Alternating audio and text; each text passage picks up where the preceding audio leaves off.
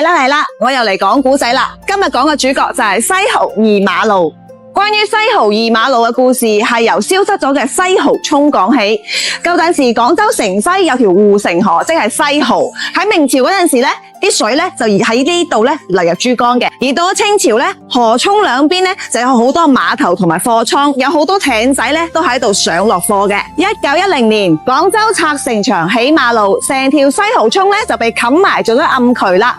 咁喺原先嘅河涌上面咧，到咗1921年咧就開闢咗條新嘅馬路，啱啱好呢條馬路咧就對住西濠口，咁啱又係喺第二條橫向馬路，所以取名西濠二馬路。條路咧東邊咧就去到人濟路，一直延伸過嚟西面嘅人民南路。雖然成條路得百幾米，窄窄地，但係黃足咗幾十年㗎。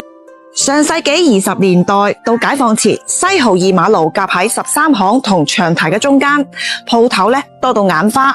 石門百貨公司咧賣嘅就係進口嘅洋貨啦。西濠立體電影院，全廣州市最早有立體聲設備，舊陣時拍拖必去嘅勝地嚟嘅。咁至於北京大酒店呢，佢7層高嘅騎樓建築，當年梗係威到盡啦。人人菜館掛住廣州美食節嘅橫幅，搞到成條街咧都香噴噴嘅。聽講最出名咧就係豉油雞同埋炒牛河啦。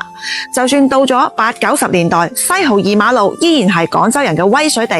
嗰陣時行入呢條街，真係逼到阿媽都唔認得。而家行過西濠二馬路，以前掛滿招牌嘅騎樓，而家就開晒快餐店同埋電子城啦。